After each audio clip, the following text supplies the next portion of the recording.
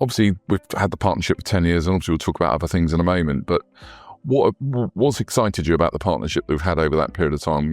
What have you seen? Obviously we haven't had your profit and your turnover, but we aspire to. But I think it's going to some of the tutorials that you run. When I first started at LandTech, it was about 5 years ago now. I think in my first 3 months, I went along to one of the Land and New Homes Network days that you'd done. And it was really interesting to me, who doesn't come from a land background, to see how you go about sourcing that piece of land with Land Insight, but also with all the other expertise that your network brings. So it was the kind of professional way in which you're approaching the landowner. It's actually seeing the land and what potential that you can unlock behind it, which, me as, Joe Bloggs off the street just wouldn't understand. And maybe people who worked in property for, 50 years might not understand either. So it was just really interesting to see that, like the level of depth that's really required to, once you've got past the site sourcing element, the actual landowner approach and actually securing a land deal.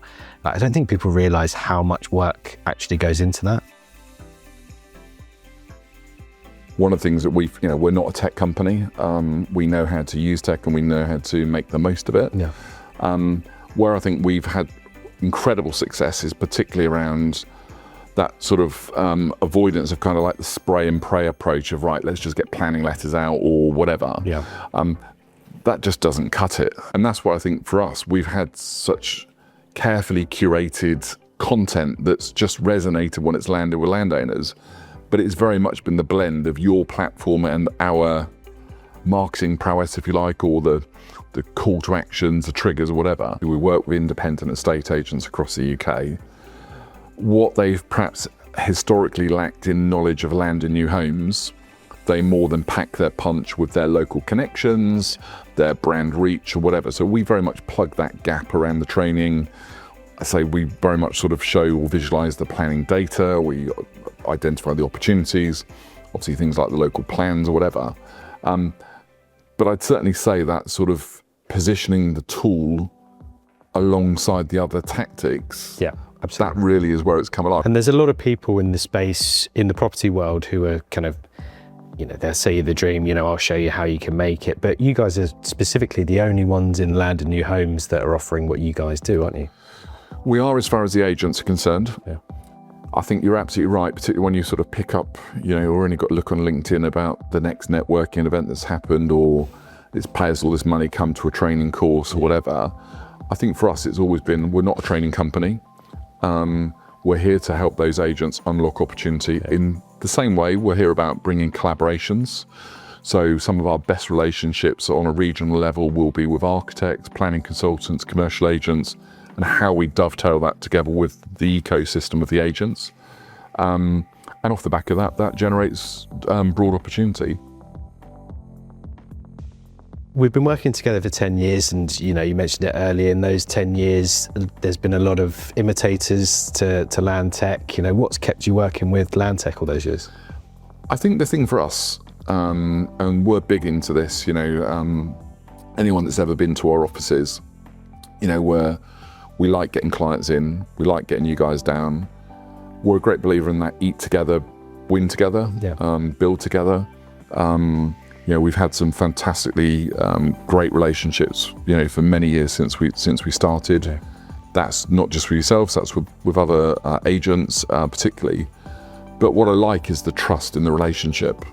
And I think that what you're not doing, which is something that we see often, is that there are other people in kind of different tech spaces that are just, it's a race to the bottom. What we want is the product to evolve and the product to, our fee, your fee should be the least important fee in the grand scale of it, because we're doing deals. Yeah. And I think that's the kind of key bit. If we can unlock that and make that sort of, cement together, you've taken an awful lot of feedback from us. We've taken feedback from you. Yeah, sure. We've had some great times together at MIPIM and kind of other events that we've jointly hosted. Our networking events, getting you guys out to the regions has been really good. Obviously, we'll do more of that this year. Yeah, for sure. So yeah, I think that's really the key for me. How do developers go about that, or other agents? Yeah, I think in what I see working with our customers every day is that there's so many different approaches to how you tackle landowners, and the spray and pray one, which you mentioned, is one that it's people will refer to it as, it's just a numbers game, is put as many in the funnel as you can, eventually something will drop out. But what I see so much of is customers saying that, but then not getting any return. There's no responses to any approach that they've made to landowners, and in fact sometimes they actually end up annoying people. So it's that really considered approach with a really strong brand presence behind you that really helps open those doors. What does it take to really finish a land deal? Blimey, it's nice to get the short answer, yeah. The short answer, blimey, a lot of patience. Yeah. I think the big one is transparency. I think that's where we tend to find, if we were unpicking where a lot of deals have gone wrong, I would broadly say that that's been because there's been mismanagement of kind of mismanaging expectations, particularly around value. I think that transparency of particularly getting your head to terms agreed and absolutely being, watertight on that. The advisory panel, so the right lawyers on board, not just agreeing with everything that the vendor says or likewise what the developer wants. Yeah. We've had examples I said to you earlier when we were driving here, the transparency in the option agreement or the promotion agreement, there's such integrity, and that's really the key. Yeah. But I think having those timelines in place and just being really transparent is absolutely vital. When you actually take it to a developer, you look like your onions, because that's the worst thing, is you could give a developer loads of sites and developer goes, these are all, I can't build there because there's an ancient woodland running right through it. These things really help you stand out when you're being assessed against other agents who are also bringing in similar opportunities. Obviously we've spoken, before we come on to film this today about obviously our sort of plans.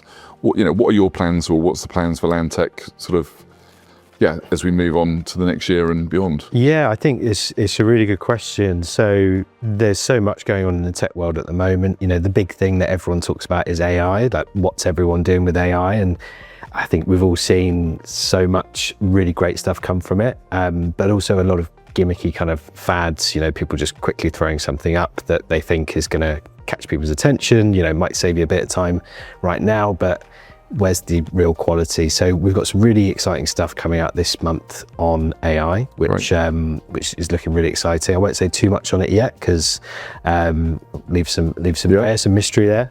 But we've really been focusing on how we can deliver something that's a value add, not just something that looks flashy and feels like it solves a problem, but it doesn't really. So that's one thing. And then the other is, we've talked a lot in our marketing channels about land intelligence, but really what that is, it's about collaboration. It's about being able to share insights across the data that we surface so that pre-construction journey is just in one place. Yeah. One of the biggest challenges that we hear from developers over the last 10 years is that from the point of assessing a site to the point of trying to get planning, is there's so much risk involved by documents going missing, people not being completely joined up in the various different roles across land, planning, architects, your surveyors who are going out to site.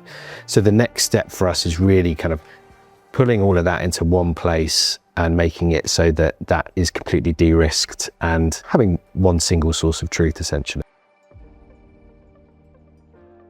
Because the thing is about AI is anyone can use it, but when you couple it with the expertise that someone has, like yourselves, you can really make it really powerful and really useful for people. So I'm very excited to see how your clients react to it. Well, we'll look forward to collaborating on that one as well, and here's to another 10 years. Yeah. So James, it'd be remiss of me not to ask, obviously you've got other partnerships as an organisation. Yeah. I see that really sort of seemingly growing quite a lot in the ecosystem. Talk us through it. Yeah, so this is part of this land intelligence strategy, which is the pre-construction phase and how we can solve problems within that, not just in the site sourcing and assessment, which is our bread and butter. So we've partnered with AI Dash, with RenCap, so that's to bring in a marketplace of surveyors. We've also got our own appraisal tool, which allows you to, once you've found that site, run a really quick financial appraisal to understand whether or not it's a goer or not. So it's all this stuff just to really help you hone in on a site and really understand, is this viable? To help you cut out a lot of wasted time, a lot of wasted money, pushing through sites that you never really should all the way through to the end. And then when we're getting to that kind of planning phase, we've got Give My View, which is taking, it complements your kind of in-person planning consultations that you'd normally run with the local community. So this is engaging with the community through a digital outreach, so social media channels. So it's kind of reaching people who you wouldn't normally reach with your normal town hall event. So lots of different partnerships, lots of different products within our ecosystem.